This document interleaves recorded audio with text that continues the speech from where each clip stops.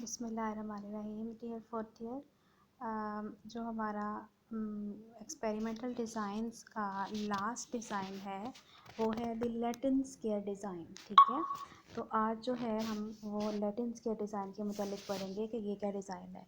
इससे पहले हम लोग सी आर डिज़ाइन और आर सी बी डिज़ाइन जो है वो पढ़ आए हैं और हमने देखा कि सी आर डिज़ाइन में किसी किस्म की ब्लॉकिंग नहीं थी, जस्ट रेंडमाइजेशन के थ्रू जो है वो ट्रीटमेंट्स जो है वो एक्सपेरिमेंटल यूनिट्स को असाइन की गई थी। जबकि आरसीबी डिज़ाइन में एक डायरेक्शन में ब्लॉकिंग की गई थी। ठीक है, हम लोगों ने रोज़ में की थी और फिर उस ब्लॉकिंग की वजह से एक्सट्रानियस वेरिएशंस को कंट्रोल करने की कोशिश की गई थी। लेकिन एक दूसरी डायरेक्शन में जो है वो वेरिएशंस जो है वो भी मौजूद थी। ठीक है, तो जो लैटिन स्क्वायर डिज़ाइन है इसमें डबल ब्लॉकिंग की जाएगी, रोज़ में भी ब्लॉकिंग की जाएगी और कॉलम्स में भी ब्लॉकिंग की जाएगी, ताकि ज़्यादा से ज़्यादा इस चीज़ को पॉसिबल बनाया जाए कि एक्सट्रानियस वेरिएशंस की जो भी फैक्टर्स हैं उनको कंट्रोल किया जाए। ठीक है, so what is a Latin square design? The experimental error in RCB design is reduced by controlling the source of extraneous variation in one direction, that is by grouping the experimental units in one way. When the variation is found in two directions, it becomes necessary to remove these two sources of variation simultaneously. This end is achieved by simultaneous blocking of experimental units in two mutually perpendicular directions called rows and columns. Since each row and each column is a complete block, mm, the grouping for a balanced arrangement is performed by imposing the restriction that each treatment must appear once and only once in each row and once and only once in each column. So if there are k treatments, अगर यहाँ पे हमारे पास k treatments होंगी, the experimental area will be divided into k rows and k columns, resulting in k-square plots or experimental units at the experiment is as the experiment is laid out in a square pattern. Square pattern में होगा 5 treatments होंगी तो 5 ही rows होंगे और 5 ही columns होंगे.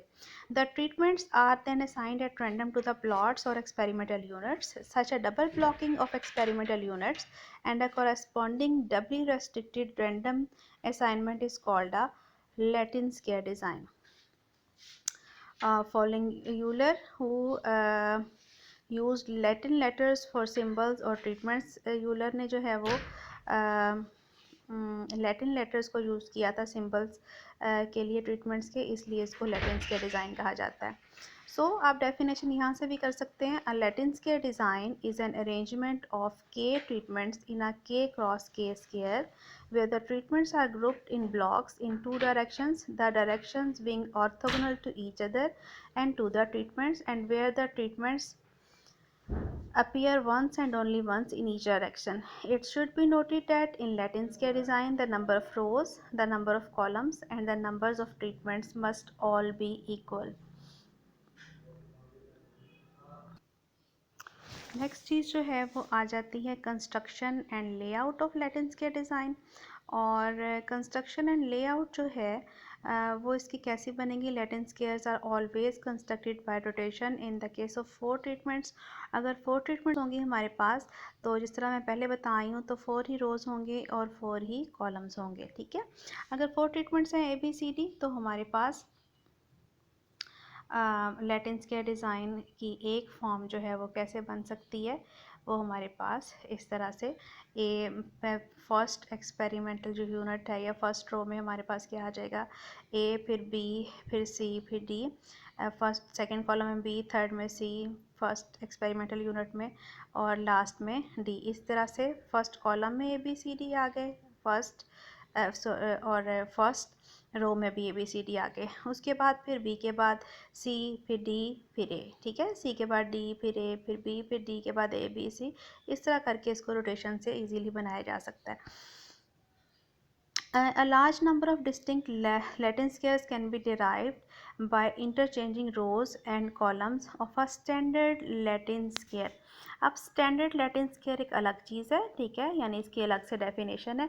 Standard Latin square की आपको definition आ सकती है पेपर में, define what is standard Latin square, ठीक है। तो स्टैंडर्ड लैटिन स्क्वायर एक ऐसा लैटिन स्क्वायर होगा where a standard Latin square is a Latin square in which the treatments in the first row and in the first column are arranged in alphabetical और numerical order। ये देखें जिस तरह इसमें पहली रो में और पहले कॉलम में ए बी सी डी को अल्फ़ाबेटिकल ऑर्डर में लिखा गया है, ए बी सी डी, ठीक है। तो फर्स्ट रो और फर्स्ट कॉलम में अगर अल्फ़ाबेटिकल ऑर्डर को फॉलो किया गया है या न्यूमेरिकल ऑर्डर को 1 2 3 4 में लिखा गया हो, तो 1 2 3 4 में फर्स्ट रो और फर्स्ट कॉलम में अरेंजमेंट की गई हो, तो ऐसे लैटिन स्क्वायर को स्टैंडर्ड लैटिन स्क्वायर या फिर रिड्यूस्ड लैटिन स्क्वायर कहा जाता है, ठीक है। A standard Latin scale is also called a reduced Latin scale. There is only one standard scale for a 2x2 Latin scale. अगर हमारे पास 2x2 का टेबल हो यानी 2 ट्रीटमेंट्स हों तो उसका सिर्फ एक ही पॉसिबल है हमारे पास standard Latin square A B और इधर जो है फिर वो ए आ जाएगा, तो ये एक हमारे पास पॉसिबल है। अगर हमारे पास 3x3 का लैटिन स्क्वायर है तो फिर इसके लिए भी सिर्फ एक स्टैंडर्ड लैटिन स्क्वायर पॉसिबल है, A B C first column में, A B C first row में, ठीक है, और बाकी ये बच जाएंगे तो सिर्फ एक ही बन सकता है। लेकिन अगर 4x4 का लैटिन स्क्वायर है यानी कि 4 ट्रीटमेंट्स हैं हमारे पास, 4 कॉलम्स और 4 रोज हैं, तो फिर 4 जो हैं हमारे पास स्टैंडर्ड लैटिन स्क्वायर पॉसिबल है। ये आप लोग यहाँ से इनको देख सकते हैं, ठीक है। इसी तरह से अगर हमारे पास 5 ट्रीटमेंट्स हों तो फिर 5x5 Latin squares are 56 standard Latin square जो है वो हमारे पास पॉसिबल होंगे, ठीक है। और उसके बाद ये है we may obtain from a square of size 2 different squares, 3x3 12 different squares और 4x4 576 different squares. Each standard squares of size k cross k yields k into k minus 1 pictorial different squares by permuting the rows except the first and all the k columns. तो जो है Latin square जो है इस तरह से जो है उसका ये अब ये एक 5x5 का जो है उसने आपको बना के दिखाया गया, ठीक है। 5 रोज़ हैं, 5 कॉलम्स हैं और 5 ट्रीटमेंट्स हैं हमारे पास। और ये देखें इस ये एक स्टैंडर्ड लैटिन स्क्वायर नहीं, क्योंकि इसमें ये फर्स्ट रो और फर्स्ट कॉलम में अल्फ़ाबेटिकली अरेंज्ड नहीं है आपके पास, ठीक है। और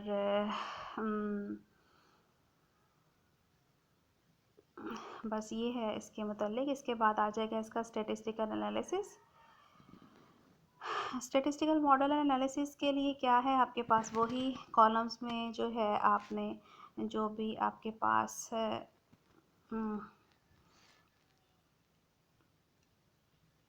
नंबर ऑफ ऑब्जर्वेशंस हैं, जितने आपके कॉलम्स में होंगी, जितने कॉलम्स होंगे उतने ही रोज़ होंगी और उतने ही ट्रीटमेंट्स होंगी। तीनों को ही हम के से डिनोट करेंगे। अगर हमारे पास के ट्रीटमेंट्स हैं यानी कि लेट से 7 ट्रीटमेंट्स हैं तो 7 ही रोज़ होंगी और 7 ही कॉलम्स होंगे, ठीक है। तो अब हमारे पास जो पहले की तरह इधर तो हमारे पास रोज़ आएंगी और इस तरफ रोज़ का के टोटल्स और इधर कॉलम्स और इधर कॉलम्स के टोटल्स, ठीक है।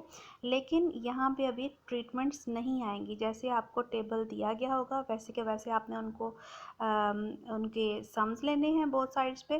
ट्रीटमेंट्स को हम लोग अलग से डील करेंगे। द ट्रीटमेंट मीन्स में भी रिप्रेजेंटेड बाय, ट्रीटमेंट मीन्स को जो है अभी हम लोग क्वेश्चन में भी करके देखेंगे, उनको हम अलग से कंप्यूट करेंगे या उनके टोटल जो हैं वो हम लोग अलग से लेंगे। अब जो स्टैटिस्टिकल मॉडल है वो उसका कैसा बनेगा, linear statistical model Latin square में अब क्या क्या चीज़ें आ जाएंगी। एक तो म्यू पहले से मौजूद था, ठीक है।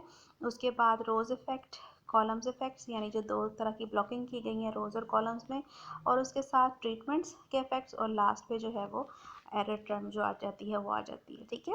Where R, C, tau J and E I J denote the general mean, the effect of the ith row, the effect of the jth column, the effect of the hth treatment and experimental error respectively। और हमें पता है कि error term जो है वो assume की जाती है normally and independently distributed with mean zero and common variance sigma square, ठीक है। तो हाइपोथेसिस जो हमारे पास टेस्ट होगी, 3 हाइपोथेसिस मेनली बन सकती हैं उसकी, कि एक तो ज़ाहिरी बात है पहली जो है वो all treatment effects are zero या all treatment means are equal, दूसरी जो है rows effects are zero, third जो है वो कॉलम इफेक्ट्स आर ज़ीरो। लेकिन यूजली जो है वो एक सिर्फ ट्रीटमेंट्स की ही बनाई जाती हैं, 3 हाइपोथेसिस और 3 क्रिटिकल रीजन्स और 3 जो है वो एफ यूजली इस तरह से कंप्यूट नहीं किए जाते, जस्ट एक ट्रीटमेंट्स के लिए बनाया जाता है। बाकी जो है इसमें कंप्यूटेशंस आएंगी आपके पास, वो आपके पास ये आपके पास टेबल आ जाएगा, ठीक है। इस टेबल को लैटिन स्क्वायर के लिए नोवा टेबल आपके पास किस तरह से बनेगा, उसमें आपके पास सोर्सेज ऑफ वेरिएशंस में पहले source of variation rows, columns, treatments, आप चाहें तो ट्रीटमेंट्स को सबसे पहले ले जाएं, उसके बाद रोज, फिर कॉलम्स, ठीक है, और फिर लास्ट पे जो है एरर, ठीक है। ये दो तो ब्लॉक्स हैं रोज एंड कॉलम्स के, और ये ट्रीटमेंट्स की एक सोर्स ऑफ वेरिएशन, आखिरी एरर की, और फिर टोटल, ठीक है। डिक्रीज ऑफ फ्रीडम जो है लैटिन स्क्वायर में रोज़ की भी जो रोज़ की होगी वही कॉलम्स की होगी और वही ट्रीटमेंट्स की होगी। हाँ, यहाँ पे जो डिफरेंट है आपके पास वो है error decrease of freedom. Error decrease of freedom वो आप जो होगी वो आपके पास k-1 इंटू k-2 के इक्वल होगी, और टोटल जो है वो k²-1 या जितनी भी आपके पास टोटल ऑब्जर्वेशंस हैं